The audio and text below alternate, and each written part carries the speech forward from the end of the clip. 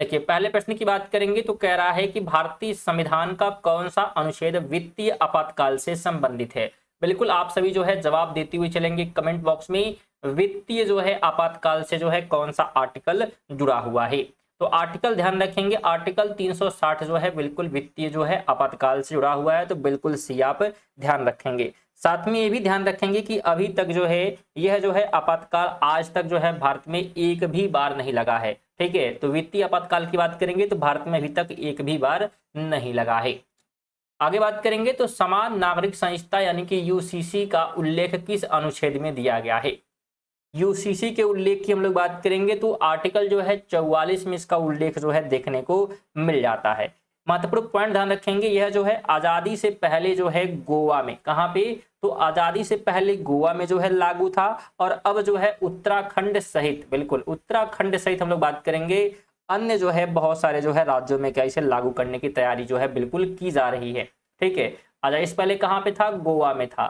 ठीक है, उत्तराखंड में बिल्कुल लागू हो चुका है। और अगर आप करंट अफेयर जो है अगर आप देखेंगे, ठीक है, 2 जुलाई को, ठीक है, तो इसे जो है अब क्या है, तो गुजरात ने भी लागू कर दिया। किसने लागू किया है, तो गुजरात जो है दूसरा राज्य जो है बन चुका है यूसीसी जो है लागू करने वाला। तो ये फैक्ट ध्यान रखेंगे, उत्तराखंड पहले था और आजादी के पहले गोवा ने क्या है लागू किया था यहाँ पे। आगे है कि राज्य के राज्यपाल को शपथ कौन दिलाता है। राज्य के राज्यपाल को जो है शपथ दिलाने का जो है काम किसका है, तो ये काम ध्यान रखेंगे chief justice of high court है, हाई कोर्ट के मुख्य न्यायाधीश को है। तो बिल्कुल सी आप राइट करेंगे। ध्यान रखेंगे इनके पास जो है या एक किस प्रकार से करते हैं, तो आर्टिकल जो है ध्यान रखिएगा 159 जो है बिल्कुल दिया गया है। राज्यपाल की शपथ का जो प्रावधान है ये आर्टिकल 159 में दिया गया है, तो ये भी आप ध्यान रखेंगे। आगे है कि किस अनुच्छेद के अनुसार देवनागरी लिपि में हिंदी संघ की आधिकारिक भाषा है। इस आर्टिकल के तहत अनुसार जो देवनागरी लिपि में जो है हिंदी संघ की आधिकारिक भाषा है, तो आर्टिकल की बात करेंगे तो 343 के तहत ऑप्शन क्या होगा, तो बिल्कुल ए आप राइट यहाँ पे कर देंगे। संघ की जो आधिकारिक भाषा देवनागरी लिपि में बिल्कुल हिंदी होगी। अगला प्रश्न है कि भारत का चुनाव आयोग किन अनुच्छेदों के दायरों में कार्य करता है। तो भारत का जो चुनाव आयोग है यह जो है आर्टिकल की बात करेंगे तो 324 से लेके 329 ए का जो अनुच्छेद है इनके बीच जो चीजें प्रावधान की गई हैं उसके अनुसार जो है बिल्कुल काम यहाँ पे करता है। इलेक्शन कमीशन बिल्कुल यहाँ पे काम करता है। पूरा विस्तार से इसके बारे में यहाँ पे इस आर्टिकल में बताए गए हैं चीजें। आगे कहता है राज्य सरकार का कार्यकारी प्रमुख कौन होता है। तो राज्य सरकार की अगर हम कार्यकारी जो है प्रमुख की बात करेंगे तो वह होता है गवर्नर, राज्यपाल। ऑप्शन बी बिल्कुल आप यहाँ पे ध्यान रखेंगे। राज्य का जो सरकार है कार्यकारी प्रमुख है, एग्जीक्यूटिव हेड है वो राज्यपाल बिल्कुल होता है। 7 कहता है किस अनुच्छेद के तहत राज्यपाल को अध्यादेश जारी करने की शक्ति दी गई है। तो अध्यादेश जो जारी करने की शक्ति है 213 के तहत जो है बिल्कुल यहाँ पे किसको दी गई है, तो राज्यपाल को दी गई है। तो बिल्कुल आप ध्यान रखेंगे। और बिल्कुल स्टूडेंट सभी से निवेदन रहेगा, वीडियो अगर पसंद आ रही है तो लाइक और शेयर बिल्कुल जो है करते हुए चलिएगा। सेशन को शेयर कर दीजिए, सभी लोग निवेदन होगा। और रेगुलर नोटिफिकेशन अगर पाना चाहते हैं, मिस नहीं करना चाहते इस वीडियो को, तो बिल्कुल सब्सक्राइब करेंगे क्योंकि ये सब चीज़ें बिल्कुल फ्री है और रेगुलर नोटिफिकेशन मिलेगी। क्योंकि ये आपका प्रैक्टिस बिल्कुल रेगुलर बेसिस पे चल रहा है रात को 8 बजे। तो बिल्कुल आप चैनल को सब्सक्राइब करेंगे तो नोटिफिकेशन मिलता रहेगा। आगे बात करेंगे संघ की कार्यकारी किन अनुच्छेदों के अंतर्गत आती है। कार्यकारी की बात करेंगे, यूनियन एग्जीक्यूटिव की बात करेंगे तो यह जो है आर्टिकल बिल्कुल ध्यान रखिएगा 52 से 78 के बीच जो है बिल्कुल इसका उल्लेख जो है देखने को मिल जाता है। आगे है कि कौन सा अनुच्छेद भारत के महान न्यायवादी की नियुक्ति का प्रावधान करता है। अटॉर्नी जनरल की जो है नियुक्ति का प्रावधान कौन सा आर्टिकल कहता है, तो आर्टिकल 76 कहता है। बिल्कुल बी आप ध्यान यहाँ पे रखेंगे। अच्छा, नियुक्तिकर्ता कौन है, तो राष्ट्रपति जो है यहाँ पे नियुक्ति करता है, तो ये भी आप ध्यान रखेंगे। ठीक है, राष्ट्रपति द्वारा जो है बिल्कुल नियुक्ति की जाती है। आगे है कि भारत की संचित निधि का उल्लेख किस अनुच्छेद में है। संचित निधि की बात करेंगे तो इसका उल्लेख जो है देखने को मिलता है 266 में। इसमें 266 में इसका उल्लेख मिलता है। आगे है कि ग्राम पंचायतों की संगठन से संबंधित कौन सा अनुच्छेद है। बिल्कुल ऑर्गेनाइजेशन से बात करेंगे, ग्राम पंचायत से कौन सा जुड़ा हुआ है, तो आर्टिकल 40 जुड़ा हुआ है, 40 जुड़ा हुआ है। ध्यान रखिएगा 40 जो है बात करेंगे ग्राम पंचायतों से संबंधित है। और भारत की पहली जो ग्राम पंचायत है, ध्यान रखिएगा 2 अक्टूबर, कब की बात हो रही है, बिल्कुल 2 अक्टूबर 1959 को जो है राजस्थान के, बिल्कुल कहाँ पे, राजस्थान के जो है नागौर में बिल्कुल बनी थी पहली, अगर हम ग्राम पंचायत की बात करेंगे तब। आगे कहता है यक्षगान किस राज्य का प्रसिद्ध लोक नृत्य है। यक्षगान की बात यहाँ पे करेंगे तो यह जो है कर्नाटका का है। कहाँ का है, बिल्कुल कर्नाटका का है। ऑप्शन नंबर सी यहाँ पे बिल्कुल आप राइट करेंगे।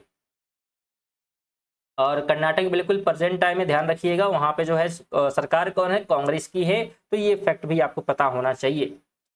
आगे है कि रौफ नृत्य किस क्षेत्र से संबंधित है। रौफ नृत्य की बात करेंगे तो यह जो है जुड़ा हुआ है किससे, बिल्कुल ध्यान रखिएगा जम्मू कश्मीर से क्या है, जुड़ा हुआ है। ऑप्शन नंबर बी बिल्कुल राइट यहाँ पे होगा। अगला प्रश्न है कि दाल खाई नृत्य पारंपरिक रूप से किस राज्य में किया जाता है। दाल खाई नृत्य तो यह जो है किया जाता है उड़ीसा में। कहाँ पे, तो उड़ीसा में, बिल्कुल ए आप राइट यहाँ पे करेंगे। उड़ीसा का बिल्कुल ये लोक नृत्य है। आगे बात करेंगे छऊ नृत्य निम्नलिखित में से किन राज्यों में किया जाता है।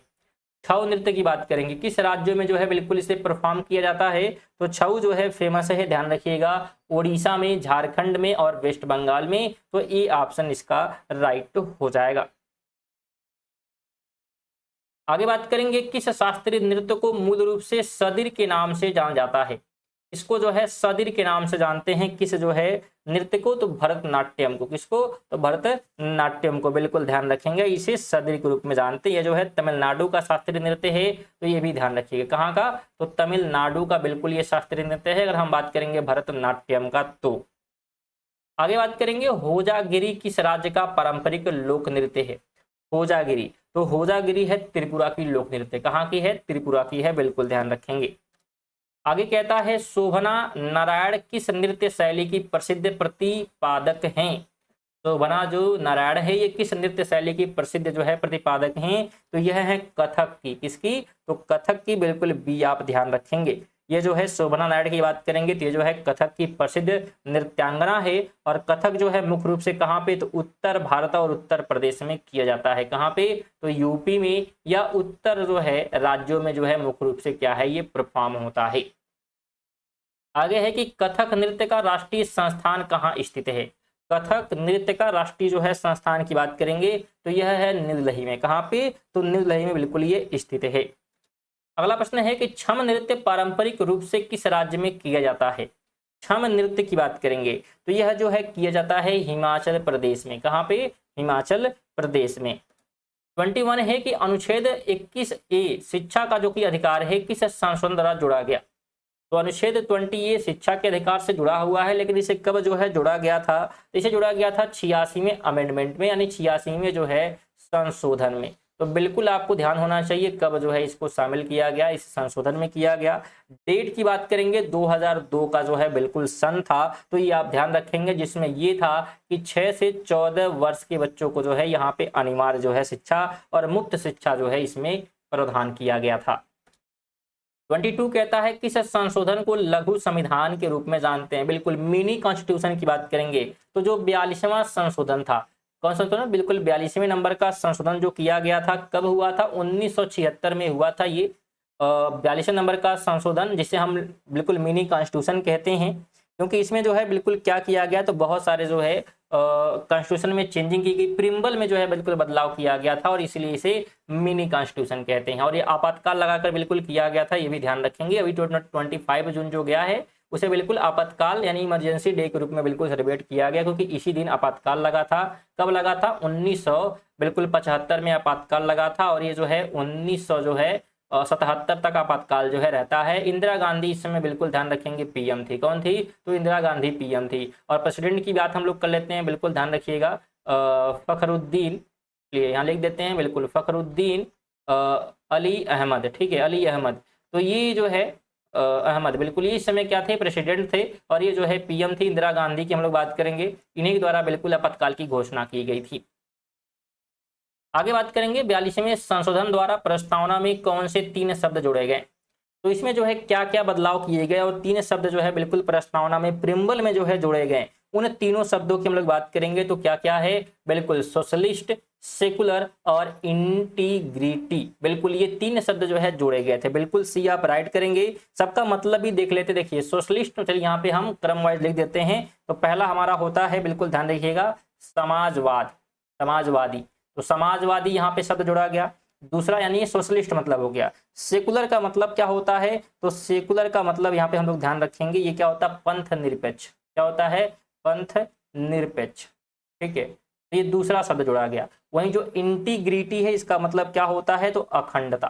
ठीक है, अखंडता। तो ये जो है तीन शब्द क्या है, प्रेम्बल में बिल्कुल शामिल किए गए थे। तो ये भी ध्यान रखेंगे, ये बिल्कुल इमरजेंसी के समय हुआ था। अच्छा, इमरजेंसी भारत में लगा था। इमरजेंसी लगाने के जो है तीन ही नियम राष्ट्रपति के पास हैं, जो कि 352 का प्रयोग करके वो लगा सकता है इमरजेंसी। पहला है अगर वार चल रहा है, दूसरा भी वार ही है। चलिए यहाँ थोड़ा सा बता ही देते हैं। देखिए पहला वार है अगर कोई आउटर है, बिल्कुल अगर कोई विदेशी हमारे ऊपर हमला कर दिया तब हमें इमरजेंसी लगा सकते हैं। दूसरा युद्ध हो गया इंटरनल, जैसे भारत के लोग ही आपस में फाइट कर रहे हैं, सिविल वार हो गया, गृह युद्ध हो गया, तब भी इमरजेंसी लग सकता है। और तीसरा है अगर क्या होता है, लोकसभा भंग हो जाता है। लोकसभा क्या हो गया, अगर भंग हो गया, फिर भी क्या है, हम लोग यहाँ पे आपातकाल राष्ट्रपति जो है लगा सकता है। ये तीन ही प्रावधान है। लेकिन 1975 में ऐसी कोई भी कंडीशन नहीं थी, फिर भी क्या है, आपातकाल जो है लगाया गया और ये सब जो है बदलाव किए गए।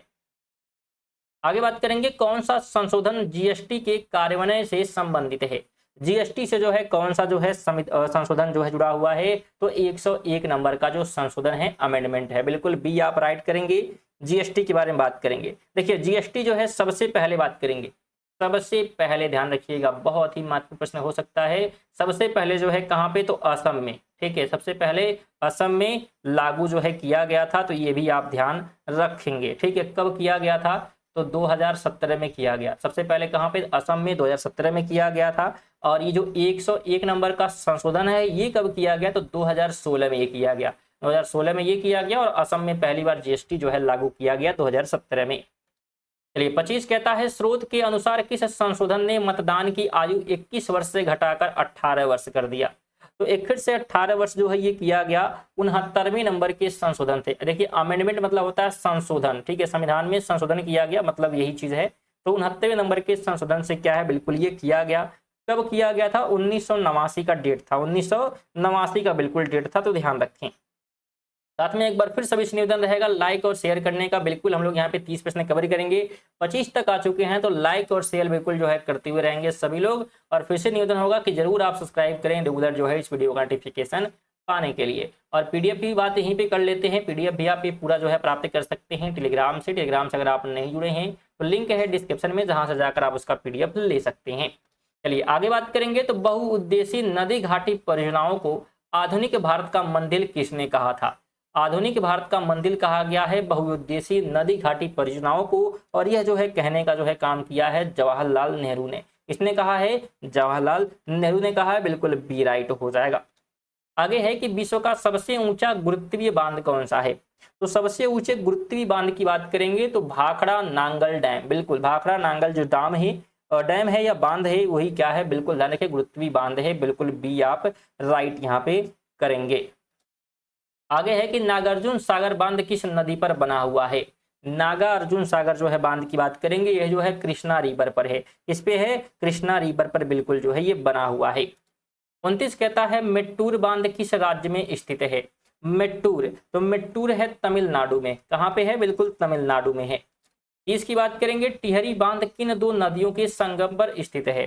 तो टिहरी जो बांध है, ध्यान रखिएगा, भागीरथी और भील गंगा के जो है बिल्कुल संगम पर क्या है ये बना हुआ। ये भील गंगा है, बिल्कुल ध्यान रखिएगा, भील गंगा, हिंदी वाले ध्यान रखेंगे भील गंगा। और ये क्या है, तो भागीरथी है। तो इनके संगम पर बिल्कुल ये क्या है, तो बना हुआ है। तो ध्यान रखेंगे। ठीक है, चलिए तो ये थे आज के हमारे जो है 30 महत्वपूर्ण जो है प्रश्न। बिल्कुल टेस्ट दिए हैं, तो कितने प्रश्न आप सही किए हैं बिल्कुल कमेंट करिएगा। वीडियो साथ में कैसी लगी बताइएगा, और वीडियो को लाइक और शेयर बिल्कुल कर दीजिएगा। चलिए इसी के साथ मिलते हैं अगली वीडियो में। तो जय हिंद, वंदे मातरम।